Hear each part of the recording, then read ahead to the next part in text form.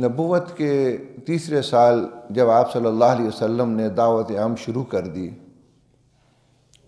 تو مخالفت مختلف انداز میں شروع ہوئی۔ سب سے زیادہ جو آپ کی مخالفت کی تو حضرت آپ کے ہمسائے ابو لہب جو آپ کا چچا بھی تھا اور اس کی بیوی ام جمیل نے کی۔ بنو مخزوم کا ابو جہل یہ بھی پیش تھا، اور عدی خاندان تھے، حضرت عمر رضی اللہ تعالیٰ عنہ بھی پیش تھے۔ جب کوئی صفا پر آپ چڑھے اور دعوت دی تو اس کے نتیجے میں سب سے پہلی جو آواز آپ کے خلاف اٹھی اسی ابو لہب کی تھی، اور کہا کہ تبا لک سائر الیوم الہذا جماعتنا۔ اس پر اللہ رب العزت نے سورہ تبت یدا ابی لہب وتب نازل کی کہ ابو لہب کے دونوں ہاتھ ٹوٹ جائیں اور وہ ہلاک ہو، اور اسی صورت میں اس کی بیوی ام جمیل کی مذمت بھی کی گئی، جس پر اسے بڑا غصہ آیا۔ نبی اکرم صلی اللہ علیہ وسلم مسجد حرام کے اندر حضرت ابوبکر رضی اللہ تعالیٰ عنہ کے ساتھ بیٹھے ہوئے تھے، اور یہ ہاتھ میں کنکریاں لیے ہوئے آپ صلی اللہ علیہ وسلم کی تلاش میں آئی، لیکن اللہ رب العزت نے آپ صلی اللہ علیہ وسلم کو اس سے بچایا۔ ابوبکر تو انہیں نظر آئے، آپ صلی اللہ علیہ وسلم انہیں نظر نہ آئے، اور ابوبکر سے کہا کہ تمہارے دوست نے میری حجو کی ہے۔ تو ابوبکر نے کہا کہ میرا دوست تو کبھی شعر کہتا ہی نہیں ہے۔ اس نے کہا کہ نہیں، اس نے ایسی وہ کہتا ہے یہ سورت جو تبت یدا ابی لہب وتب، اس کی طرف اشارہ کیا، اور اسے کہا کہ میں بھی شاعر ہوں، اور اس کے بعد اس نے آپ کی توہین میں کچھ اشعار کہے، اور اس نے کہا کہ مذمما عصینا وامرہ ابینا ودینہ قلینا، کہ مذمم کی ہم نے نافرمانی کی۔ محمد آپ صلی اللہ علیہ وسلم کے اس میں گرامی تھا کہ ایسی ہستی جس کی تعریف کی گئی زمین پر بھی آسمانوں پر بھی، اور مذمم اس کا بالکل الٹ مفہوم رکھنے والا لفظ ہے، یعنی جس کی توہین کی گئی، کہ مذمم کی ہم نے نافرمانی کی، اس کے حکم کا ہم نے انکار کیا، اور اس کے دین کو نفرت اور حقارت کے ساتھ ہم نے چھوڑ دیا، پھینک دیا۔ ام جمیل جب چلی گئی تو حضرت ابوبکر رضی اللہ تعالیٰ عنہ نے آپ سے کہا کہ یا رسول اللہ، کیا اس نے تجھے آپ کو نہیں دیکھا؟ اس نے کہا نہیں، میں سے نظر نہیں آیا۔ ابوبکر رضی اللہ تعالیٰ عنہ رنجیدہ تھے کہ آپ کے سامنے آپ کی توہین کی گئی، تو آپ نے اس کی دلجوئی کی اور کہا کہ ابوبکر دیکھو میرا رب مجھے دشمنوں سے کیسے بچاتا ہے، کہ یہ مذمم کی حجو کرتی ہوئی چلی گئی، اور میں تو مذمم نہیں ہوں، میں تو محمد ہوں۔ آج جو فرانس کے اندر اور عالم کفر کے اندر آپ صلی اللہ علیہ وسلم کے خاکے بنائے جاتے ہیں، آپ کے خاکے یہ نہیں ہوتے، یہ ان کے دل کی خباثت ہوتی ہے، یہ اس کے خاکے ہوتے ہیں۔ نبی صلی اللہ علیہ وسلم کو اللہ نے بچایا ہے۔ وَرَفَعْنَا لَكَ ذِكْرَكَ، جس کا ذکر اللہ نے بلند کر دیا اس کی کوئی توہین نہیں کر سکتا۔ اگر آسمان پر چمکتے ہوئے چاند یا سورج پر کوئی تھوکتا ہے تو وہ تھوک اس تک نہیں پہنچتا، اس کی منہ پر آ کر گر جاتا ہے، اور تاریخ میں بتاتی ہے کہ جس نے بھی یہ لعین کام کیا وہ ذلیل و رسوا ہوا، اور صفحہ ہستی سے بھی ایسا مٹا کہ وہ عبرت کا نمونہ بنا۔ ام جمیل بھی ایسی مری، ابو لہب کی بھی ایسی موت آئی جو توہین آمیز موت تھی، عبرتناک موت تھی۔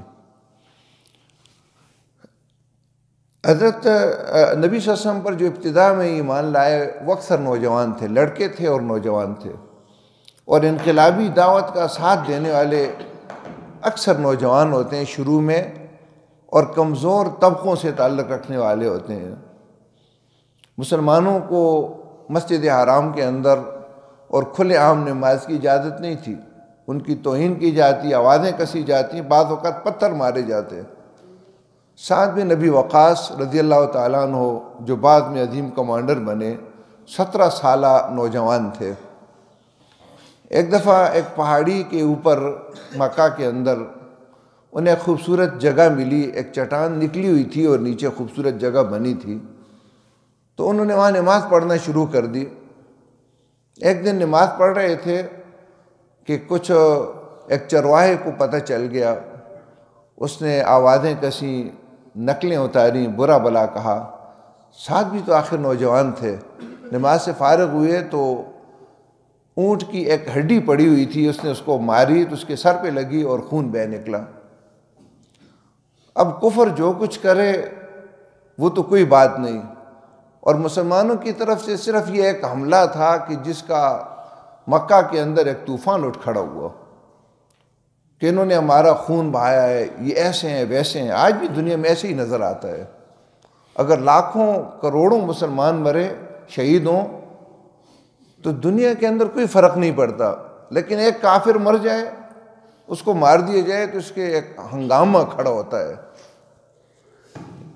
مکہ کے اندر، چوپالوں کے اندر، مسجد حرام کے اندر ٹولیاں بن بن کر اس واقعے کو خوب اچھالا گیا۔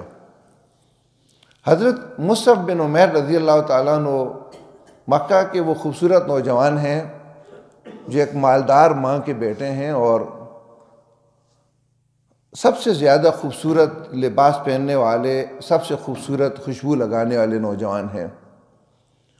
ان کا معمول بھی عجیب و غریب ہے، وہ اپنے عم عمر لوگوں میں، لڑکوں میں نہیں بیٹھتے، بیت اللہ کا طواف کرتے ہیں آ کر اور بڑے لوگوں کی مجلس میں بیٹھتے ہیں کہ کچھ اچھی باتیں ملیں گی۔ حسب معمول انہوں نے طواف کیا اور جب بڑے لوگوں کی مجلس میں بیٹھے تو مسلمانوں کے خلاف، نبی صلی اللہ علیہ وسلم کے خلاف انہوں نے اس انداز میں باتیں سنی کہ ان کو بڑا دکھ ہوا۔ اگرچہ اس نئی تحریک کے بارے میں کچھ خبر انہیں پتہ تھی کہ دعوت عام تھی، لیکن دلچسپی نہیں تھی۔ مصعب بن عمیر اپنی ذات کے دائرے کے اندر ہی مقید تھے، اچھا لباس، اچھی خوشبو لگانا اور اپنے معمولات تھے، لیکن اس واقعے نے انہیں کچھ سوچنے پر مجبور کر دیا۔ کتنے بڑے لوگ، اور ایک معمولی سا واقعہ ہوا اور ایسا پروپیگنڈا اور ایسی غلیظ باتیں اور گھٹیا اور کمینہ یہ انداز میں گفتگو۔ اس کے دل میں یہ بات آئی کہ کیوں نہ ذرا اس نئی تحریک کو قریب سے دیکھ لوں۔ حضرت ارقم بن ارقم رضی اللہ تعالیٰ عنہ نے، جو کوہ صفا کے قریب ہی ان کا گھر ذرا ایک تنہائی میں تھا، انہوں نے اپنا گھر دین اسلام کے لیے وقف کر دیا تھا۔ وہاں بیٹھ کر آپ صلی اللہ علیہ وسلم صحابہ کرام کی تربیت بھی کرتے تھے رضی اللہ عنہم اجمعین، اور نئی اترنے والی وحی بھی ان کو سکھاتے تھے۔ مصعب بن عمیر بھی دار ارقم میں آئے، آپ صلی اللہ علیہ وسلم کے پاس کچھ صحابہ کرام بیٹھے ہوئے تھے، آپ ان کو قرآن سکھا رہے تھے کہ مصعب بن عمیر آئے، عجیب ادب کے ساتھ بیٹھ گئے، بس قرآن سنا اور دل میں اتر گیا اور دین اسلام قبول کر لیا۔ دین اسلام قبول کرنے کے بعد اب ان کی زندگی کے اندر آہستہ آہستہ تبدیلیاں آنا شروع ہوئیں۔ گھر والوں نے بھی کچھ محسوس کی کہ مصعب اب اس طرح اپنی جان کا خیال نہیں رکھتے جس طرح پہلے رکھتا تھا، لیکن بہرحال کسی کو شک بھی نہیں تھا کہ اتنا وفادار بیٹا اپنے آبائی دین کو چھوڑ دے گا۔ لیکن ایک دن ان کے ایک رشتہ دار نے دار ارقم کے اندر مصعب بن عمیر کو داخل ہوتے ہوئے دیکھا اور دوڑا اس کی والدہ کو یہ خبر دی کہ مصعب صابی ہو گیا۔ جو بھی ایمان قبول کر لیا تو اس کو کہتے یہ صابی یعنی لادین ہو گیا۔ اب ماں روئی پیٹی، سارے رشتہ دار جمع ہوئے۔ مصعب بن عمیر جب گھر میں آئے تو بڑے پریشان ہوئے، شاید کوئی واقعہ ہو گیا ہے۔ گھر میں آئے تو ماں نے اسے کہا کہ اس دین کو تم نے چھوڑنا ہوگا، اور وہی روئی پیٹی۔ مصعب بن عمیر نے صاف انکار کیا، تو اس نے کہا کہ جو نعمتیں تجھے ملی ہیں یہ ساری میں تم سے چھین لوں گی۔ اس نے کہا ٹھیک ہے، جو بھی ہے لے لو۔ اس کے پاس جو کچھ تھا ماں نے لے لیا۔ اس کے تن پر جو کپڑے تھے ماں نے کہا یہ بھی میرے ہیں۔ مصعب بن عمیر نے بیوی بھی اتار کر دے دیے اور ایک کمبل اوڑھے ہوئے نبی صلی اللہ علیہ وسلم کی مجلس میں آئے۔ محترم سامعین، یہ ایک بہت بڑی قربانی تھی جس نوجوان نے دی، اور قیامت تک آنے والے لوگوں کو یہ بتا دیا کہ دین حق، اللہ کا دین وہ عظیم نعمت ہے کہ جس کے لیے اپنا سب کچھ قربان کرنا پڑے تو یہ قربان کر دینا چاہیے۔ جب نبوت کا 5واں سال آیا تو اس میں مسلمانوں پر تشدد اپنی آخری حد تک پہنچ گیا۔ نبی اکرم صلی اللہ علیہ وسلم نے اپنے ساتھیوں سے کہا کہ حبشہ کے اندر نجاشی، جس کا نام اسحمہ تھا، نجاشی اس کا لقب تھا، جس طرح ایران کے بادشاہوں کا لقب کسریٰ تھا، روم کے بادشاہوں کا لقب قیصر تھا، تو یہ بھی یمن کے جو بادشاہ تھے ان کے یہ لقب تھا۔ تو حبشہ کے اندر اسحمہ ایک عیسائی حکمران ہے اور جو ایک اچھا انسان ہے، تو مسلمانوں کو مشورہ دیا کہ تم آہستہ آہستہ اس مکہ کو چھوڑ دو اور حبشہ کی طرف ہجرت کرو۔ شروع میں 12 مرد اور 4 عورتیں انہوں نے ہجرت کی۔ حضرت عثمان غنی رضی اللہ تعالیٰ عنہ کو ان کا امیر بنایا گیا۔ شعیبہ بندرگاہ پر یہ پہنچے، اتفاق سے 2 تجارتی کشتیاں پہلے ہی بالکل تیار کھڑی تھیں، ان میں بیٹھ کر حبشہ کی طرف روانہ ہو گئے۔ کفار مکہ کو جب پتہ چلا تو انہوں نے تعاقب کیا، لیکن مسلمان ان کے ہاتھ سے نکل گئے۔ حبشہ جا کر ان کو سکون ملا، اطمینان ملا، اور دین اسلام کے مطابق آسانی کے ساتھ اپنی زندگی گزارنے لگے۔ اس کے بعد آپ صلی اللہ علیہ وسلم نے دوسرا گروہ ہجرت کے لیے بھیجا، جس میں 82 یا 83 مرد تھے اور 18 یا 19 عورتیں تھیں، اور یہ بھی کامیابی کے ساتھ حبشہ کی طرف چلا گیا۔ کفار کو اس پر بڑا دکھ ہوا کہ یہ تو آہستہ آہستہ یہاں سے نکل رہے ہیں۔ انہوں نے مذاکرات کیے دارالندوہ کے اندر، اور آخر اپنے سب سے زیادہ چالاک، ہوشیار اور بہترین جو ان کے 2 سفارتکار تھے، حضرت عمر بن عاص رضی اللہ تعالیٰ عنہ اور عبداللہ بن ربیعہ، ان کو انہوں نے اس مشن پر بھیجا کہ مسلمانوں کو نجاشی سے واپس لانا ہے، تاکہ ان پر دوبارہ ظلم و ستم جو ہے نا وہ ڈھایا جائے۔ عمر بن عاص کے نجاشی کے ساتھ خاص تعلقات بھی تھے، ان کا دوست بھی تھا۔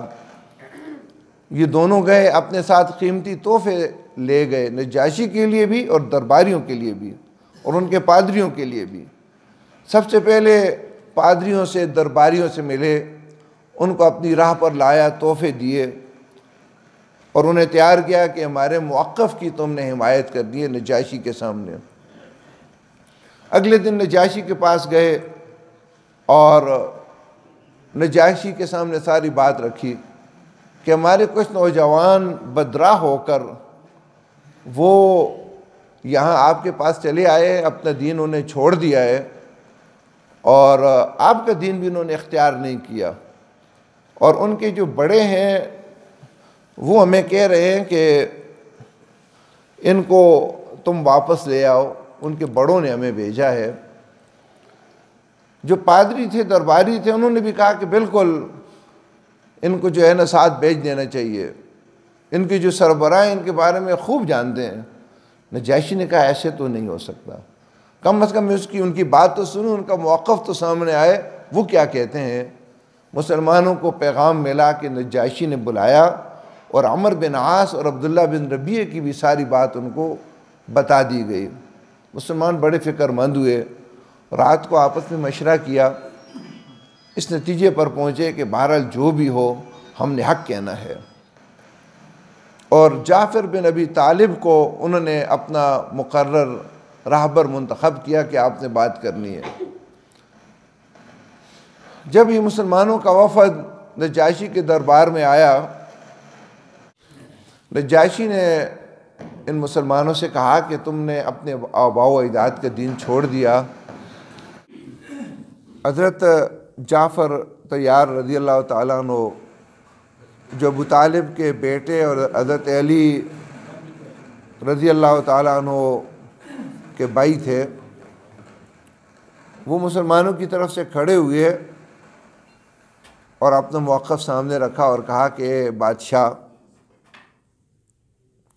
ہم جہالت کے اندر تھے اور ظلم و ستم ڈھاتے تھے، بتوں کی ہم پوجا کرتے تھے، شراب پیتے تھے، بدکاریاں کرتے تھے، یہ سارے جرائم ہمارے اندر تھے، رشتہ داروں کے تعلقات کو توڑتے تھے، ہمسایوں کے ساتھ بدسلوکی کرتے تھے، کہ ہمارے اندر اللہ تعالیٰ نے ایک نبی بھیجا، اس نے ہمیں تعلیم دی کہ صرف اللہ کی عبادت کرو، اس نے ہمیں بتایا کہ اللہ کے ساتھ کسی کو شریک نہ ٹھہراؤ، صلہ رحمی کرو، امانت و دیانت کا خیال رکھو، ہمسایوں کے ساتھ اچھے تعلقات رکھو، رشتہ داروں کے تعلقات کو تم جوڑو، تم نماز پڑھو، روزہ رکھو، زکوٰۃ دو۔ یہ تعلیم ہمیں اس نے دی، ہم نے ان کو قبول کر لیا۔ ہماری قوم ہماری دشمن بن گئی اور اس بات پر تل گئی کہ دوبارہ ہم وہی پرانی روش اختیار کر لیں۔ ہمارے نبی نے ہمیں آپ کے پاس بھیجا کہ آپ ایک اچھے انسان ہیں، اب یہ دوبارہ ہمیں یہاں سے واپس لے جانا چاہتے ہیں۔ نجاشی نے اسے کہا کہ تم جو کہتے ہو کہ ہمارے نبی پر اللہ کا کلام نازل ہوتا ہے، تو اس میں سے کچھ تمہیں یاد ہے تو سنا سکتے ہو؟ جو جعفر رضی اللہ تعالیٰ عنہ نے سورہ مریم کی ابتدائی آیات پڑھی، نجاشی پر ایسا اثر ہوا کہ زاروں قطار رونے لگا، حتیٰ کہ اس کی داڑھی ساری بھیگ گئی۔ جب تلاوت ختم کی تو اس نے کہا کہ یہ اور انجیل ایک ہی سرچشمے سے نکلی ہوئی دو چیزیں ہیں، ایک ہی چراغ کے دو پرتو ہیں، اور کہا کہ جاؤ میرے ملک کے اندر آزادی کے ساتھ رہو۔ عمر بن عاص اور عبداللہ بن ربیعہ سے کہا کہ تم واپس چلے جاؤ۔ دوسرے دن عمر بن عاص نے عبداللہ بن ربیعہ سے کہا کہ آج میں ایک ایسی چال چلوں گا کہ یہ بچ نہیں سکیں گے۔ نجاشی کے پاس آیا اور کہا کہ ان لوگوں کا حضرت عیسیٰ علیہ السلام کے بارے میں بڑے خطرناک عقائد ہیں۔ دوبارہ نجاشی نے مسلمانوں کو بلایا اور مسلمانوں کو بھی بات بتا دی کہ اس مقصد کے لیے بلایا جا رہا ہے۔ مسلمانوں نے فیصلہ کیا کہ ہم نے حق بات ہی کہنی ہے۔ جعفر طیار سے جب یہ سوال کیا گیا تو انہوں نے کہا کہ ہمارے نبی صلی اللہ علیہ وسلم نے ہمیں بتایا کہ عیسیٰ علیہ السلام اللہ کے بندے اور اس کے رسول ہیں، اس کی روح اور کلمہ ہے جو انہوں نے حضرت مریم علیہ السلام کی طرف القاء کیا۔ نجاشی نے ایک تنکا زمین سے اٹھایا اور کہا کہ عیسیٰ اس سے ایک تنکے کے برابر بھی بڑھ کر نہیں ہے۔ ان کے جو پادری تھے ان کے منہ سے ہوں نکلا غصے سے۔ نجاشی نے کہا اگرچہ تم ہوں کہو لیکن عیسیٰ اس تنکے کے برابر بھی اس سے بڑھ کر نہیں۔ اور عبداللہ بن ربیعہ عمر بن عاص کو تمام تحائف واپس کر دیے اور یہ ناکام و نامراد ہو کر مکہ واپس آ گئے۔ مکہ کے لوگوں کے اندر اب آپ صلی اللہ علیہ وسلم کے خلاف جو نفرت تھی اپنے عروج تک پہنچ گئی۔ انہوں نے ایک میٹنگ کی اور میٹنگ کے اندر یہ بات طے کی کہ محمد صلی اللہ علیہ وسلم کو قتل نعوذ باللہ کر دیا جائے۔ اس کے لیے جدوجہد شروع ہوئی۔ عقبہ بن ابی معیط جو بڑا لعین تھا اور جس کا واقعہ پہلے بھی گزر گیا ہے، آپ حتیم کے اندر نماز پڑھ رہے تھے، یہ پیچھے سے آیا اور اپنی چادر آپ کی گردن کے اندر ڈال کر اس کو مروڑنا شروع کر دیا، حتیٰ کہ آپ صلی اللہ علیہ وسلم کی آنکھیں مبارک باہر نکل آئیں۔ حضرت ابوبکر رضی اللہ تعالیٰ عنہ آئے اور انہوں نے آپ صلی اللہ علیہ وسلم کو ان سے چھڑایا، چادر چھینی، اور ساتھ ساتھ یہ آیت بھی پڑھ رہے تھے اتقتلون رجلا ان یقول ربی اللہ، کیا تم ایک ایسے آدمی کو قتل کرنا چاہتے ہو جو کہتا ہے میرا رب اللہ ہے؟ یعنی کیا یہ اس کا جرم ہے کہ کہتا ہے میرا رب اللہ ہے، اس بنا پر تم اسے قتل کرنا چاہتے ہو؟ ابو جہل نے اپنے دوستوں سے کہا کہ میں ایک اتنا بھاری پتھر لاؤں گا جس کو میں بمشکل اٹھا سکوں گا، اور اگر اس نے محمد صلی اللہ علیہ وسلم نے میرے سامنے سجدہ کیا تو وہ پتھر میں اس کے سر پر دے ماروں گا۔ آپ صلی اللہ علیہ وسلم آئے، نماز میں کھڑے ہوئے ابو جہل جا کر بھاری پتھر لایا، جب آپ سجدے میں گئے تو آپ کے قریب جانے لگا۔ کفار سامنے یہ تماشا دیکھ رہے تھے کہ جب قریب پہنچا تو تیزی کے ساتھ پیچھے ہٹنے لگا اور چہرے پر زردی اور خوف ہراس چھایا ہوا تھا۔ جی جب واپس آیا تو انہوں نے کہا ابو الحکم، اس کو ابو الحکم کہتے تھے، تمہیں یہ کیا ہوا؟ تو اس نے کہا کہ میں نے ایک عجیب و غریب چیز دیکھی، میں نے آج ایک ایسا اونٹ دیکھا کہ جو کبھی میں نے پہلے نہیں دیکھا، اور وہ دانت نکالے منہ کھولے ہوئے میری طرف آ رہا تھا، اگر مجھے پکڑ لیتا تو مجھے چبا دیتا۔ آپ صلی اللہ علیہ وسلم نے کہا، بعد میں کہا کہ جبریل امین تھے، یہ ذرا بھی قریب آتا تو اس کے پرخچے وہ اڑا دیتا، اس کے ٹکڑے ٹکڑے ہو جاتے۔ ایک دن ابو جہل راستے میں تھے کہ آپ صلی اللہ علیہ وسلم کوئی صفا کے پاس سے گزر رہے تھے۔ پہلے تو آپ کو برا بلا کہا اور خوب گالیاں دیں، آخر میں ایک پتھر لیا اور آپ صلی اللہ علیہ وسلم کے سر مبارک پر دے مارا، جس کی وجہ سے آپ کا خون بہہ نکلا۔ عبداللہ بن جدعان کی ایک لونڈی جو مسلمانوں سے، دین اسلام سے اور آپ صلی اللہ علیہ وسلم سے شدید محبت کرتی تھی، اس نے یہ سارا منظر اپنی آنکھوں سے دیکھ لیا اور بڑی بےتاب ہوئی، لیکن کچھ بھی نہیں کر سکتی تھی۔ لیکن ایک بات ذہن میں رہے، جو لوگ یہ سمجھتے ہیں نا وہ کچھ نہیں کر سکتے، بعض اوقات بہت کچھ کر سکتے ہیں۔ وہ اپنی بات دوسرے تک پہنچا کر بہت کچھ کر سکتے ہیں۔ بعض اوقات کمزور لوگوں نے دنیا میں ایسا کچھ کیا کہ لوگ حیران رہ گئے۔ عبداللہ بن جدعان کی لونڈی بھی دن بھر سوچتی رہی کہ ابو جہل سے کس طرح کا انتقام لیا جائے۔ آخر شام کا وقت تھا، حضرت حمزہ رضی اللہ تعالیٰ عنہ جو شکار کے بڑے شوقین تھے، اپنی کمان اپنے گلے کے اندر لٹکائے، کمر کے ساتھ تلوار باندھی ہوئی اور ترکش رکھا ہوا شکار سے واپس آ رہے تھے۔ ان کا یہ معمول تھا کہ جب شکار سے واپس آتے تھے تو بیت اللہ کا طواف کرنے کے بعد گھر جاتے تھے۔ جب وہاں سے گزرے تو عبداللہ بن جدعان کی اس لونڈی نے کہا کہ تم عجیب لوگ ہو کہ بنو مخزوم کے غنڈے تو آپ کے بھتیجے کو برا بلا کہیں اور اس کو پتھر ماریں، اس کا خون بہے، اور تم شکار کھیلو، مزے کی زندگی گزارو۔ حمزہ نے کہا کہ کیا واقعی ایسا ہوا؟ کہا بالکل ہوا۔ کہا کس نے کیا؟ کہا ابو جہل نے۔ کہا تم نے کیا اپنی آنکھوں سے دیکھا؟ اس نے کہا بالکل اسی مقام پر میں نے اپنی آنکھوں کے ساتھ یہ سارا منظر دیکھا ہے۔ حضرت حمزہ کو بڑا غصہ آیا اور سیدھا مسجد حرام میں آئے تو ابو جہل اپنے دوستوں کی ٹولی میں بیٹھا ہوا تھا، وہاں جا کر اپنی کمان اس کے سر پر ایسے زور سے ماری کہ خون کا فوارہ پھوٹ نکلا، اور کہا کہ تم نے میرے بھتیجے کو گالیاں دی ہیں، کیا تم اس کو بے وارث سمجھتے ہو؟ اور میں نے بھی اس کا دین اختیار کر لیا ہے۔ یہ محض حمیت کے اندر ان کی زبان سے یہ الفاظ نکل گئے۔ رات کو جب ابو جہل کے کچھ لوگ اٹھے تو انہوں نے اپنے لوگوں کو بٹھا دیا، کیونکہ حمزہ کے بارے میں سب جانتے تھے کہ جب یہ غصے میں ہو تو یہ ایک بفرا ہوا شعر ہوتا ہے، پھر اس کا کوئی مقابلہ نہیں کر سکتا۔ اس نے اپنے لوگوں سے کہا کہ واقعی اس کے بھتیجے کے ساتھ میں نے زیادتی کی ہے۔ حضرت حمزہ گھر میں آئے تو عجیب و غریب کیفیت تھی کہ اس جذبات کی روح میں نے زبان سے کیا نکال دیا؟ کیا میں نے اپنے آباء و اجداد کا دین چھوڑ دیا؟ رات بھر نیند نہ آئی، کروٹیں پلٹتے رہے، اللہ سے دعا کی کہ اللہ میرے لیے جو بھی حق ہے اس کا جو ہے اس کے لیے میرے سینے کو تو اس پر مطمئن کر دے۔ صبح جب ہوئی تو اللہ تعالیٰ نے سینہ اس کا کھول دیا، دین اسلام پر مکمل مطمئن تھے۔ آپ صلی اللہ علیہ وسلم کے پاس آئے اور انہیں یہ خوشخبری دی کہ میں نے آپ کا دین اختیار کر لیا۔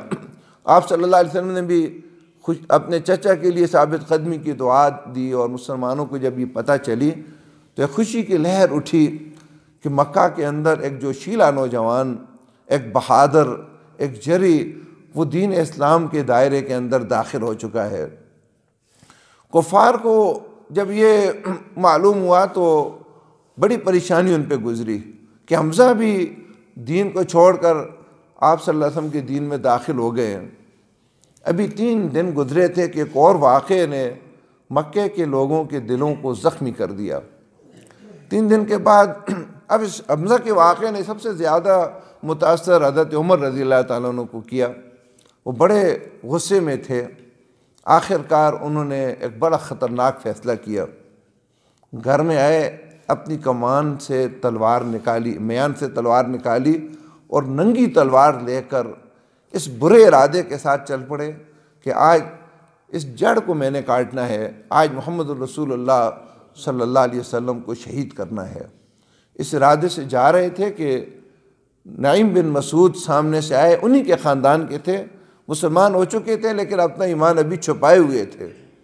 نعیم بن مسعود نے انہیں کہا کہ عمر ننگی تلوار لیے کہاں جا رہے ہو؟ کہا کہ آج اس کا کام تمام کرنے جا رہا ہوں جس کی وجہ سے یہ ساری مصیبتیں مکہ میں پھیلی، خاندان ٹکڑے ہوئے، جدا ہوئے، آباء و اجداد کے رسم و رواجات خطرے میں پڑ گئے۔ نعیم بن مسعود نے کہا کہ پہلے اپنے گھر کی تو خبر لو، تمہارے بینوئی سعید اور تمہاری بہن فاطمہ وہ بھی مسلمان ہو چکے ہیں۔ غصے سے واپس اپنے بینوئی کے گھر میں آئے تو اندر سے کچھ آہستہ آہستہ آواز سنی۔ خباب بن ارت رضی اللہ تعالیٰ عنہ سورہ طٰہٰ جو ابھی بھی نازل ہوئی تھی وہ سکھانے کے لیے ان کے گھر میں آئے ہوئے تھے، وہ ان کو سکھا رہے تھے۔ حضرت عمر رضی اللہ تعالیٰ عنہ نے جب تیزی کے ساتھ دروازہ کھٹکھٹایا تو خباب بن ارت چھپ گئے اور حضرت فاطمہ دروازہ کھولنے کے لیے گئیں۔ دروازہ کھولا، اندر آئے، پوچھا کیا پڑھ رہے تھے؟ انہوں نے کہا آپس میں باتیں کر رہے تھے۔ اس نے کہا نہیں، کچھ تم پڑھ رہے تھے۔ اور پھر کہا کہ مجھے یہ بات پتہ چلی ہے کہ تم صحابی ہو چکے ہو۔ تو سعید نے کہا کہ عمر اگر تمہارے دین سے کوئی اور دین بہتر ہو تو کیا خیال ہے؟ بس یہ سنا اور ان کو پکڑا، نیچے پٹخ دیا، مارتے رہے۔ حضرت فاطمہ چھڑانے کے لیے جب آئی تو ایسا چانٹا رسید کیا کہ ان کا چہرہ لہولہان ہو گیا۔ اس نے کہا کہ عمر تمہارے دین سے اگر کوئی اور دین بہتر ہو تو اس کو کیوں نہ اختیار کیا جائے؟ اور کہا کہ اشہد ان لا الہ الا اللہ و اشہد ان محمد رسول اللہ۔ بس یہ کلمہ حق تھا کہ عمر رضی اللہ تعالیٰ عنہ اس کے سامنے ڈھیر ہو گئے۔ اصل میں عمر رضی اللہ تعالیٰ عنہ کی شخصیت عجیب و غریب تھی۔ اس میں حق کے خلاف نفرت بھی تھی لیکن حق پرستی کے جذبات بھی اس کے اندر موجود تھے۔ اصل میں ان کو سب سے بڑا دکھ، ان کے اندر عصبیت بڑی تھی۔ سب سے بڑا دکھ یہ تھا کہ مکہ کے اندر تفرقہ کیوں برپا ہو گیا ہے، لوگ جدا کیوں ہو گئے۔ حضرت عمر رضی اللہ تعالیٰ عنہ اپنا واقعہ بیان کرتے ہیں کہ میں ایک رات اپنے گھر میں نہیں سویا، شراب پینے کے لیے گیا لیکن مجلس میں گیا تو کوئی موجود نہیں تھا۔ گھومتا پھرتا دل میں یہ بات آئی کہ کیوں نہ مسجد حرام کے اندر رات گزار دوں۔ کہتے ہیں جب مسجد حرام میں جب میں آیا تو رکن یمانی کے پاس محمد رسول اللہ صلی اللہ علیہ وسلم کھڑے نماز پڑھ رہے تھے، تو میں بیت اللہ کے غلاف کے اندر چھپتا چھپاتا آپ کے بالکل قریب آ گیا کہ ذرا اس کا کلام تو سنوں۔ فرماتے ہیں کہ سورۃ الخاقہ آپ پڑھ رہے تھے تو میرے دل میں یہ بات آئی یہ تو بہت بڑا شاعر ہے۔ تو نبی اکرم صلی اللہ علیہ وسلم کی زبان مبارک پر یہ آیت جاری ہوئی، اِنَّهُ لَقَوْلُ رَسُولٍ كَرِيمٍ وَمَا هُوَ بِقَوْلِ شَاعِرٍ قَلِيلًا مَا تُؤْمِنُونَ، کہ ایک بزرگ برتر رسول کا قول ہے اور یہ شاعر نہیں ہے، بہت کم تم ایمان لاتے ہو۔ کہتے ہیں میرے دل میں یہ بات آئی کہ شاعر نہیں ہے تو پھر یہ کاہن ہوگا۔ اگلی آیت آپ کی زبان پہ جاری ہوئی، وَلَا بِقَوْلِ كَاهِنٍ قَلِيلًا مَا تَذَكَّرُونَ، کسی قائل کا قول بھی نہیں ہے، تم سوچتے بہت کم ہو۔ کہتے ہیں بس اسی دن سے یہ قرآن میرے سینے میں اتر چکا تھا، یعنی کہ اس کی حقانیت میرے دل میں آ چکی تھی۔ اب بہن کی طرف جب دیکھا، لہولہان چہرہ دیکھا تو بڑی شرمندگی کا احساس ہوا اور اس بہن سے کہا کہ جو کچھ پڑھ رہی تھیں وہ صحیفہ میرے سامنے لاؤ۔ کہا کہ عمر وہ پاک ہے اور تم ناپاک ہو، پہلے غسل کرو، اپنے آپ کو پاک کرو۔ غسل کیا، آئے حضرت خباب بن ارت رضی اللہ تعالیٰ سامنے آئے اور کہا کہ عمر خوشخبری ہو، نبی اکرم صلی اللہ علیہ وسلم نے اللہ سے یہ دعا مانگی تھی کہ عمر بن ہشام جو ابو جہل تھا اور عمر بن خطاب، ان میں سے جو بھی تجھے پسند ہے اس کو دین اسلام قبول کرنے کی توفیق دے، اس تحریک کو ان کے ذریعے سے تقویت دے۔ ہمارے لیے اس میں ایک روشن نمونہ ہے۔ بعض اوقات بعض لوگ یہ گلہ کرتے ہیں کہ یہ جو مؤثر افراد ہوتے ہیں، معاشرے کے اندر بڑے لوگ ہوتے ہیں، ان کو تم کیوں اہمیت دیتے ہو؟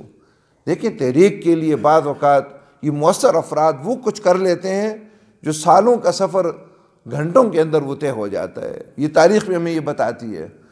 کہا کہ مجھے اس بات کا یقین ہے کہ اللہ رب العزت نے عمر تیرے بارے میں اللہ نبی کی وہ دعا قبول کر لی۔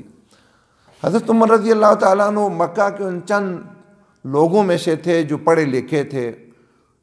انہوں نے جب یہ صحیفہ سامنے رکھا اور بسم اللہ الرحمن الرحیم طٰہٰ ما انزلنا علیک القرآن لتشقیٰ الا تذکرۃ لمن یخشیٰ تنزیلا ممن خلق الارض والسماوات العلیٰ الرحمن علی العرش استویٰ پڑھتے گئے۔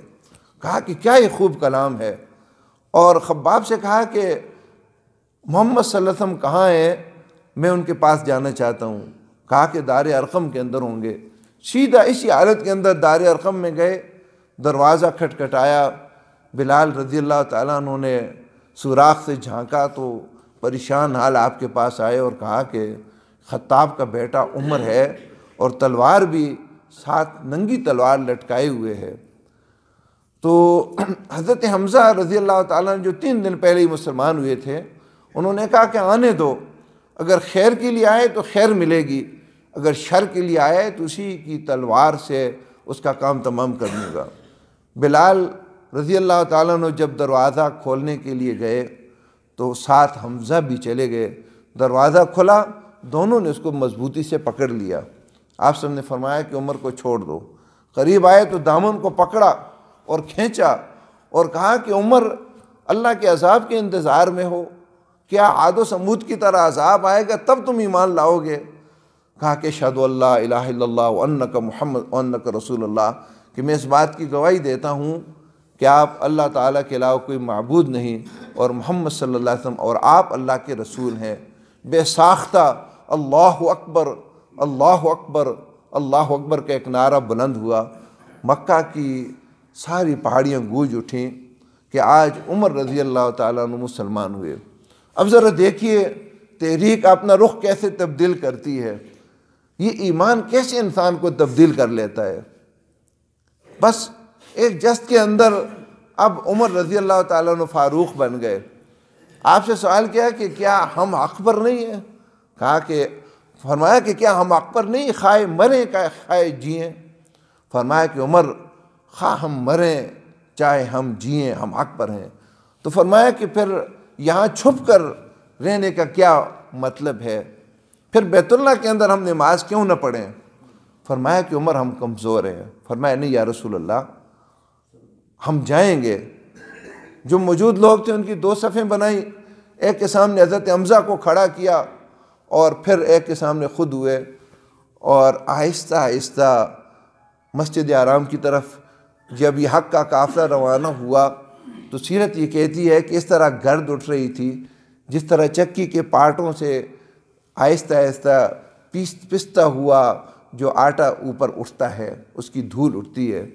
مسجد حرام کے اندر آئے، کفار نے جب یہ منظر دیکھا تو ان کی دل کی جو کیفیت تھی اللہ ہی جانتا ہے۔ وہاں سرعام نماز پڑھی۔ کہتے ہیں اس کے بعد میں اپنے ماموں عاص کے گھر میں گیا۔ ہوتا یہ تھا کہ جب کوئی ایمان کا اعلان کرتا تو لوگ اس کو دبوچتے مارتے۔ کہتے ہیں میں اپنے ماموں عاص بن وائل کے گھر میں گیا، دروازہ کھٹکھٹائے، باہر آئے، پوچھا کہ بانجے کیوں آئے ہو؟ کہا کہ تجھے یہ بتانے کے لیے آیا ہوں کہ میں نے محمد رسول اللہ پر ایمان لے آیا ہوں۔ اس نے دروازہ بند کیا، برا بلا کہا۔ کہتے ہیں اس کے بعد میں ابو جہل کے گھر میں گیا، اس کا دروازہ میں نے کھٹکھٹایا، جب وہ باہر نکلا تو کہا بانجے کیوں آئے ہو؟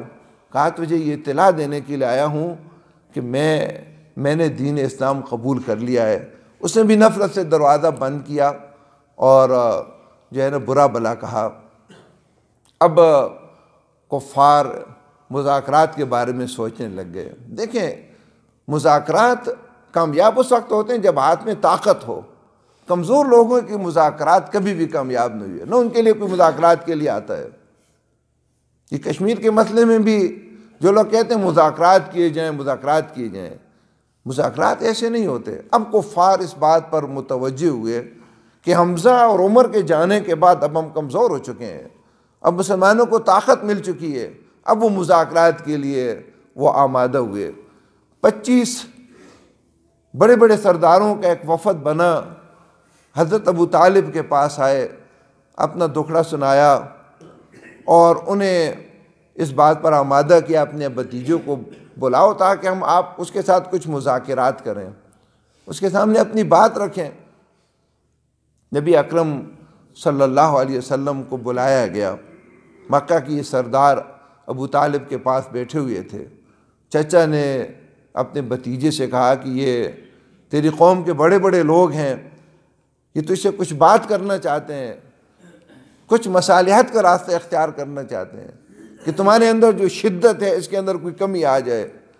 آپ صلی اللہ علیہ وسلم نے کہا کہ چچا میں تو انہیں ایک کلمہ کہتا ہوں، اگر یہ مان لائیں تو پورے عرب پر ان کی حکمرانی قائم ہو جائے اور پورا عجم ان کو جزیہ دینے والا بن جائے، یہ تو ایک کلمہ ہے۔ ابو جہل نے کہا کہ ایسے تو ہم 10 کلمے بھی ماننے کے لیے تیار ہیں۔ وہ کلمہ کیا ہے؟ فرمایا لا الہ الا اللہ۔ وہ الہ کا مفہوم جانتے تھے، وہ ہماری طرح نہیں تھے کہ لا الہ الا اللہ کا کیا مطلب ہے۔ انہیں معلوم تھا یہ جو کلمہ ہے کہ اللہ کے علاوہ کوئی معبود نہیں، کوئی الہ نہیں، اس کا مطلب یہ ہے کہ کوئی لات نہیں، کوئی حبل نہیں، کوئی ابو جہل نہیں، کوئی ابو لہب نہیں۔ اب بات مانی جائے گی تو صرف اللہ تعالیٰ کی، حکم مانا جائے گا اسی کا، بڑائی اگر ہوگی تو صرف اس کی، سارے انسان اس کے ماتحت ہوں گے۔ ابو جہل اور یہ کفار اٹھے اور کہا نمشو واسبروا علی آلہتکم واصبروا علی آلہتکم، اٹھو اپنے الہوں پر جم جاؤ۔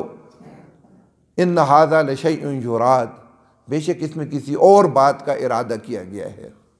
یعنی ظاہراً اللہ تعالیٰ کی حاکمیت کی بات ہے، لیکن حقیقت کے اندر یہ خود حاکم بننا چاہتا ہے۔ یہ وہی طعنہ ہے جو آج بھی دنیا کو دیا جاتا ہے۔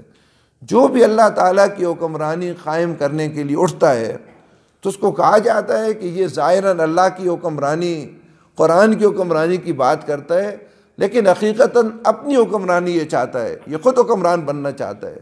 سورہ صاد کے اندر اللہ تعالیٰ نے یہ واقعہ ذکر کیا اور یہ سارے سردار جو ہے نا وہاں سے ناکام ہو کر واپس ہو گئے۔ مسجد حرام کے اندر اسی سوچ میں یہ سردار بیٹھے ہوئے تھے کہ اس نئی تحریک کا اب کیا کیا جائے، جس کے دامن میں عمر جیسا جری انسان اور حمزہ جیسا بہادر انسان بھی آ چکا ہے۔ عتبہ بن ربیعہ نے انہیں کہا کہ اگر تم مجھے اجازت دو تو میں اس سے کچھ بات کرتا ہوں اور مجھے امید ہے کہ اپنے شیشے میں اس کو اتار دوں گا۔ عتبہ بن ربیعہ باتوں میں بڑا ماہر تھا، بڑا سمجھدار ان کا سردار تھا۔ انہوں نے کہا بالکل تم جاؤ، ہماری طرف سے اجازت ہے۔ نبی اکرم صلی اللہ علیہ وسلم رکن یمانی کے پاس بیٹھے ہوئے تھے، تنہا اکیلے بیٹھے تھے۔ عتبہ بن ربیعہ جب پاس آیا تو کہا کہ دیکھو تم کتنے عالی نسب ہو، کتنے بڑے خاندان کے ہو، کتنے معزز ہو، تم نے یہ کیا کیا کہ اپنے خاندان کو تقسیم کر دیا، مکہ کو ایک مصیبت میں مبتلا کر دیا۔ یہ سارا کام اگر تم دولت کے لیے کرتے ہو تو ہم اب دولت جمع کر کے اتنی دیتے ہیں کہ تم سب سے زیادہ امیر بن جاؤ گے۔ اگر بڑا بننے کا شوق ہے تو ایسا سردار بنائیں گے کہ تمہاری رائے کے خلاف کوئی فیصلہ نہیں ہوگا۔ اگر تم بادشاہ بننا چاہتے ہو تو بادشاہ بنا دیتے، اور اگر تم پر کوئی آسیب آتا ہے، کوئی جن بھوت شکار بات کہتے ہو تو ہم اپنے خرچ پر بہترین سے بہترین تمہارا علاج کروا دیتے ہیں۔ آپ صلی اللہ علیہ وسلم پوری خاموشی کے ساتھ یہ باتیں سنتے رہے۔ عتبہ بن ربیعہ جب خاموش ہوا تو اس نے کہا کہ ابو الولید، ان کی کنیت تھی، تمہاری بات ختم ہو گئی؟ اس نے کہا میری بات ختم ہو گئی۔ کہا کہ میری بات سنیے۔ اس کے بعد اعوذ باللہ من الشیطان الرجیم بسم اللہ الرحمن الرحیم پڑھا اور سورہ حامیم سجدہ کی تلاوت شروع کی۔ حامیم تنزیل من الرحمن الرحیم کتاب فصلت آیات قرآنا عربیا لقوم یعلمون۔ آپ پڑھتے گئے، تاریخ میں آتا ہے کہ عتبہ بن ربیعہ اپنے دونوں ہاتھوں کو پیچھے ٹیکتے ہوئے بیٹھے یہ غور سے سنتا رہا۔ جب آپ صلی اللہ علیہ وسلم اس آیت مبارکہ پر پہنچے فَإِنْ أَعْرَضُوا فَقُلْ أَنذَرْتُكُمْ صَاعِقَةً مِثْلَ صَاعِقَةِ عَادٍ وَثَمُودَ، اگر یہ منہ موڑتے ہیں یعنی ایمان نہیں لاتے تو میں فرمایا کہ تمہیں عاد اور ثمود جیسے کڑک سے عذاب سے ڈراتا ہوں۔ تو عتبہ بن ربیعہ بے چین ہو کر اٹھا اور آپ کے منہ کی طرف ہاتھ لائے اور کہا کہ ایسے نہ کہو، قرابت داری کا خیال رکھو۔ آپ آیت سجدہ پر جب پہنچے اور آپ نے سجدہ کیا تو کہا کہ ابوالولید میں نے جو کہنا تھا وہ میں کہہ چکا۔ ابوالولید جب اٹھا، کفار نے آپس میں یہ بات کی کہ عتبہ اس چہرے کے ساتھ نہیں واپس آ رہا جس چہرے کے ساتھ یہ گیا تھا۔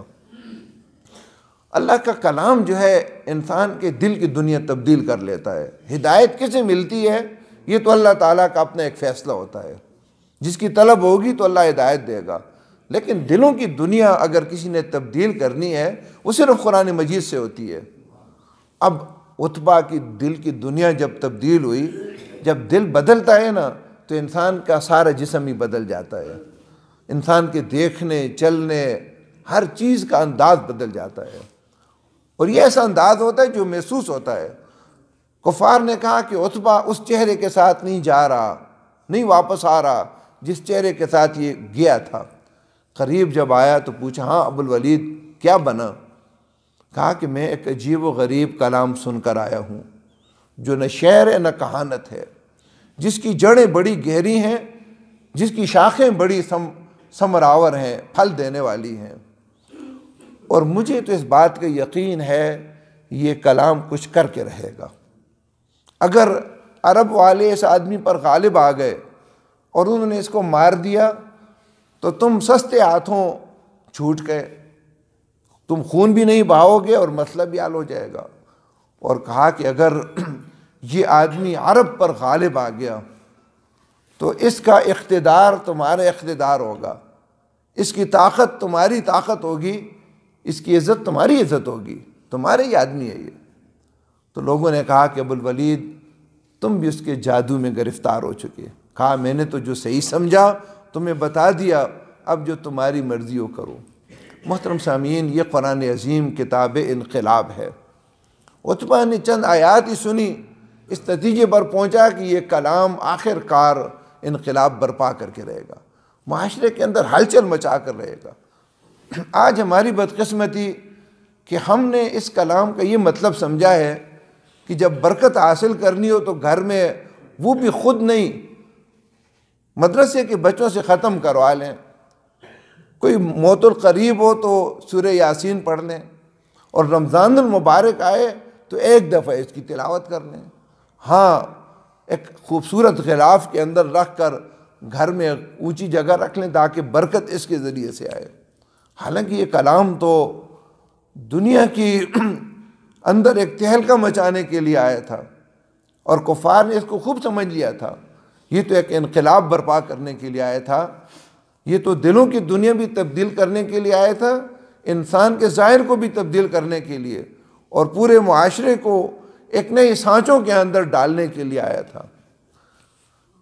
مذاکرات جب ناکام ہوئے تو کفار نے وادی محصب کے اندر ایک بڑا خطرناک فیصلہ کیا۔ خیف بن کنانہ کے اندر یہ بیٹھے اور انہوں نے یہ فیصلہ کیا کہ بنو ہاشم اور بنو عبد المطلب کا مکمل طور پر معاشی اور معاشرتی بائیکاٹ کر دیا جائے۔ یہ نبوت کا 7واں سال تھا، اور نہ ان کے ساتھ کوئی شادی بیاہ کرے، نہ کوئی بات چیت کرے، نہ کوئی ان کے ساتھ لین دین کرے، نہ کوئی خرید و فروخت کرے، اور جو انہوں نے طے کیا لکھ کر بیت اللہ کے اندر انہوں نے اس کو لٹکا دیا اور مکے کے اندر اعلان کر دیا۔ بنو ہاشم کا قبیلہ جس محلے میں تھا آج اس کو شیب ابی طالب کہتے ہیں، وہ اپنے محلے کے اندر اس گاٹھی کے اندر محصور ہو کر رہ گیا، اور یہ معاشرتی بائیکاٹ کوئی 1 مہینہ 2 مہینے 3 مہینے نہیں تھا، 3 سال مسلسل برقرار رہا۔ 4 مہینے جو محترم مہینے تھے، اشہر حرام جن کو کہا جاتا تھا، ملت ابراہیمی ساری مٹ چکی تھی۔ ابراہیم علیہ السلام کے جو بھی دین تھا اس کے احکامات انہوں نے مٹا دیے تھے، لیکن یہ ایک حکم اللہ نے ایک حکمت کے تحت باقی رکھا، جس کی وجہ سے، ایک حکم کی وجہ سے پورا جزیرۃ العرب 2.5 سال تک زندہ رہا۔ اور قرآن نے اس کا ذکر سورہ مائدہ کے اندر کیا ہے، یہ بات توجہ دلانے کے لیے کہ اللہ کے ایک حکم کی برکت سے، اس کی برکات، اس کے نتیجے میں پورا عرب، جزیرۃ العرب 2,500 سال تک زندہ رہا۔ وہ حکم کیا تھا کہ 4 مہینے تھے رجب کا عمرے کے لیے، ذوالقعدہ، ذی الحجہ اور محرم کا یہ حج کے لیے 4 مہینے وقف تھے۔ ان کے اندر کوئی کسی کو مار نہیں سکتا تھا، قتل نہیں کر سکتا تھا۔ انہی 4 مہینوں میں ان کے میلے لگتے، تجارتی منڈی ہوتی تھی، شاعری کے مقابلے ہوتے تھے، مسجد حرام آ کر عمرہ اور حج ادا کیا جاتا تھا۔ گویا ان 4 مہینوں کی وجہ سے ہی باقی 8 مہینے ان کی زندگی باقی رہتی تھی۔ ان 4 مہینوں میں جب باہر کے قافلے غلہ لے کر آتے تو کفار مکہ ان سے مہنگے داموں خرید لیتے، اور ابو لہب تو سب سے آگے تھا۔ وہ اس نہین نے اپنے خاندان کا ساتھ نہیں دیا، یہ واحد آدمی تھا جس نے اپنے خاندان کا ساتھ نہیں دیا۔ بنو ہاشم کا ہوتا ہوا بھی ان کے خلاف کفار کی صف میں یہ کھڑا ہوا۔ تو ابو لہب تاجروں سے کہتا کہ مسلمان جب غلہ لیں تو اتنی بڑی قیمت بتاؤ کہ وہ نہ خرید سکیں، اور کسی نے نہ خریدا تو میں خرید لوں گا، اور پھر خود خرید لیتا۔ صورتحال یہ تھی کہ روایات میں آتا ہے کہ مسلمان پرانے چمڑے اور پتے کھانے پر مجبور ہو گئے، اور بھوک اور پیاس کی وجہ سے بچوں اور عورتوں کی رونے کی آوازیں اور چیخنے کی آوازیں مسجد حرام تک محسوس ہوتی تھیں، اور کفار اس سے خوش ہوتے تھے۔ آخر یہ ظلم کا دور اس طرح پورا ہوا کہ ہشام بن عمر ان لوگوں میں سے تھا، چند لوگوں میں سے، جو اس مقاطعہ کے مخالف تھے، اگرچہ یہ کافر تھے لیکن اس ظلم کے خلاف تھے۔ ایک دن زہیر بن ابی امیہ کے پاس آیا، یہ عبد المطلب کے نواسے تھے، ان کے پاس آیا اور انہوں نے کہا کہ ہم تو کھائیں پئیں، اچھا لباس پہنیں، لیکن آپ کے ماموں فاقوں کے اندر گزریں، تو کیا تم اس کو برداشت کرتے؟ اس نے کہا میں تو خود اس کے خلاف ہوں لیکن کوئی ساتھ دینے والا نہیں۔ تو ہشام بن عمر نے کہا کہ ایک آدمی ہے جو آپ کا ساتھ دے گا۔ اس نے کہا وہ کون ہے؟ کہا کہ میں ہوں۔ تو زہیر نے کہا ایک تیسرا آدمی بھی تلاش کرو۔ یہ ہشام بن عمر مطعم بن عدی کے پاس گیا اور اسے کہا، اس کے سامنے ساری بات رکھی۔ تو مطعم بن عدی نے کہا کہ میں بھی اس کا مخالف ہوں لیکن کوئی ساتھ دینے والا نہیں۔ اس نے کہا کہ 2 آدمی تیرا ساتھ دینے والے ہیں۔ پوچھا کون؟ کہا کہ زہیر اور میں۔ اس نے کہا کہ کسی چوتھے آدمی کو بھی تلاش کرو۔ ہشام بن عمر ابو البختری بن ہشام کے پاس گیا اور اسے یہ ساری بات کہی، تو اس نے کہا کوئی اور آدمی بھی تیار ہے اس کام کے لیے؟ اس نے کہا کہ 3 آدمی اور بھی تیار ہیں۔ جب بتایا تو کہا کہ 5واں آدمی تلاش کرو۔ زمعہ بن اسود کے پاس گیا تو وہ بھی تیار ہو گیا۔ ان تینوں نے آپس میں مذاکرات کیے۔ اگلے دن جب مسجد حرام کے اندر مجلس جمی تو سب سے پہلے زہیر کھڑا ہوا اور اس نے کہا کہ عجیب و غریب معاملہ ہے، ہم مزے کریں اور بنو ہاشم فاقوں میں تڑپیں، میں تو اس ظلم کو برداشت نہیں کرتا اور میں اس معاہدے سے اعلان برات کرتا ہوں۔ تو ابو جہل نے کہا کہ ایسا نہیں ہو سکتا، یہ تم بات غلط کرتے ہو۔ اس کے بعد یکے بعد دیگرے جو 4 آدمی تھے وہ بولے۔ آخر ابو جہل سمجھ گیا، اس نے کہا کہ یہ معاملہ کسی اور جگہ اس کا فیصلہ ہوا ہے۔ ابو طالب بھی وہاں موجود تھے اور اس نے کہا کہ مجھے محمد صلی اللہ علیہ وسلم نے یہ اطلاع دی ہے، اس کو وحی کے ذریعے سے بتایا گیا ہے کہ جس چمڑے کے ٹکڑے پر یہ معاہدہ لکھا گیا ہے اس کو کیڑوں نے کھا لیا سوائے اللہ کے نام کے جو وہاں موجود ہے۔ جب وہ معاہدہ نکالا گیا تو دھیمک نے اسے چاٹ لیا تھا، بسمک اللہم، اور درمیان میں جہاں اللہ کا نام تھا وہ باقی تھا۔ یہ ظالمانہ معاہدہ ختم ہوا، مسلمان اس محاصرے سے نکلے، مسجد حرام کے اندر آئے، لیکن ٹھیک 6 ماہ کے بعد حضرت ابو طالب اس دنیا سے رخصت ہو گئے اور حالت کفر کے اندر ہوئے۔ آپ صلی اللہ علیہ وسلم کو بڑا صدمہ ہوا، مرنے کے قریب جب ابو طالب کے پاس آئے تو ابو جہل اور عبداللہ بن امیہ بھی ساتھ بیٹھا ہوا تھا. کہا کہ چچا ایک دفعہ کلمہ پڑھ لو تاکہ اللہ کے ہاں میں گواہی دوں آپ کے ایمان کی. تو ابو جہل نے کہا کہ ابو طالب کیا اپنے آبائی دین کو تم چھوڑ دو گے؟ بس اپنی باتوں میں لگایا. آخری بات جو ان کی منہ سے نکلی کہ میں عبد المطلب کے دین پر ہوں، اور دنیا سے وہ رخصت ہو گئے. آپ صلی اللہ علیہ وسلم کو بڑا صدمہ ہوا، لیکن ہمارے لیے بھی اس میں بڑی عبرت ہے. اللہ تعالیٰ کا قانون بڑا بیلاگ ہے. اس کی زد میں جو بھی آئے اللہ کی اس کی پرواہ نہیں ہوتی. وہ چچا جس نے آپ کی حفاظت میں سب کچھ کیا جو ایک انسان کر سکتا ہے، اور خصوصاً ان 3 سالوں کے اندر تو روایت میں آتا ہے کہ آپ صلی اللہ علیہ وسلم کو اپنے بستر پر یہ لٹاتے تھے، اور جب سارے لوگ سو جاتے تھے تو اپنے کسی بیٹے کو یا اپنے کسی بھائی کو اس بستر پر لٹا دیتے تھے، آپ کو کسی دوسری جگہ لٹا دیتے تھے تاکہ رات کو کوئی سازش نہ ہو اور آپ کو قتل شہید نہ کر دیا جائے. لیکن جب اللہ تعالیٰ کی طرف آنے کی انابت پیدا نہ ہوئی، رائے حق کو اختیار کرنے کا جذبہ نہ ابھرا، تو اللہ کی سنت بے لاگ ہے. اللہ تعالیٰ نے اس کو توفیق نہ دی. اللہ توفیق اسی دیتا ہے جو اللہ تعالیٰ کے اس دین کو اختیار کرنے کا میلان رکھتا ہے، اس کا جذبہ رکھتا ہے. بعض روایات میں آتا ہے کہ 3 دن بعد، اور بعض میں آتا ہے کہ 2 مہینے بعد حضرت ختیجہ رضی اللہ تعالیٰ عنہ بھی اس دنیا سے رخصت ہو گئیں. یہ 2 بڑے مادی سہارے تھے جو آپ سے جدا ہوئے. آپ سے فرماتے تھے کہ یہ سال یعنی نبوت کا 10واں سال عام الخزن ہے، یعنی غم کا سال ہے میرے لیے. اللہ رب العزت ہمیں سیرت کے آئینے میں زندگی گزارنے کی توفیق عطا فرمائے. آپ اگر یہ سمجھتے ہیں اور یقیناً سمجھتے ہوں گے کہ یہ کلاس ایک اچھی کلاس ہے، تو اچھی کلاس کے لیے بہرحال دوسروں کو دعوت دینا بھی ایک اچھا کام ہے. اس لیے میں آپ سے گزارش یہ کرتا ہوں کہ نبی اکرم صلی اللہ علیہ وسلم کی محبت دلوں میں پیدا کرنے کے لیے، اور ممکن ہے کوئی ایسا آدمی آپ سے زیادہ اہم ہو، وہ جس طرح عبداللہ بن جدعان کی لونڈی نے نا حضرت حمزہ کو بات پہنچا دی اور وہ کچھ ہو گیا جو ہونا تھا. ممکن اس معاشرے میں بہت سارے لوگ ایسے ہوں جو سیرت کو سننے کے بعد اس کے روشنی میں وہ تبدیلی لانے کے لیے جدوجہد پر آمادہ ہو جائیں، جو ہم سے زیادہ جدوجہد کر سکتے ہوں، ہم سے زیادہ قابلیت کے عامل ہوں، ہم سے زیادہ نبی صلی اللہ علیہ وسلم سے محبت کرنے والے ہوں، اور وہ کام ہو جائے شاید جو ہم نہ کر سکیں. اس لیے الحمدللہ مسجد کے اندر بھی مزید گنجائش ہے، اور مزید آپ جو ہے نا اگر اپنے ساتھ ایک آدمی بھی لائیں تو مجھے امید ہے انشاءاللہ اس مسجد کا حال ان کو برداشت کر لے گا. ویسے بھی سردی ہے، کوئی مسئلہ بھی نہیں ہے، ساتھ برآمدہ بھی ہے. انشاءاللہ مجھے امید ہے کہ آپ باقی جو 3 دن ہے وہ ہر سیرت کا واقعہ اہم ہے، ہر دن اہم ہے.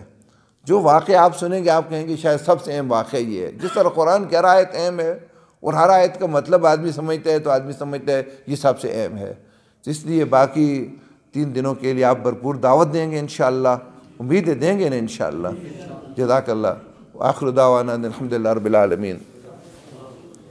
آمین. الحمدللہ رب العالمین والعاقبۃ للمتقین والصلاۃ والسلام علی رسول الکریم. اللہم اعنا علی ذکرک وشکرک وحسن عبادتک. اللہم احسن عاقبتنا فی الامور کلہا واجرنا من خزی الدنیا وعذاب الآخرہ. اللہم ثبتنا علی الاسلام.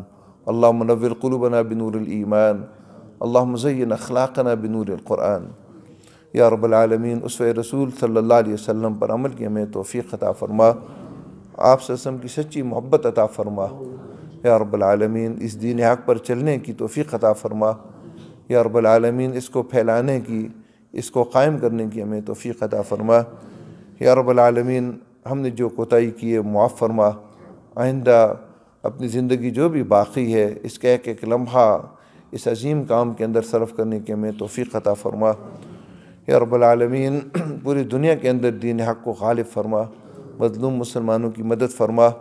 یا رب العالمین اہل ایمان کو بجائے صفت نیک صفت و کمران عطا فرما. یا رب العالمین حاضرین میں سے جو بھی بیمار ہیں یا ان کے علاوہ سب کو صحت کاملہ عاجلہ عطا فرما. جو بھی جائز حاجت ہے یا رب العالمین ان کی پوری فرما. یا رب العالمین جو مشکلات ہیں دور فرما. جو گھریلو پریشانیوں کے اندر مبتلا ہیں یا رب العالمین ان کی گھریلو پریشانی دور فرما.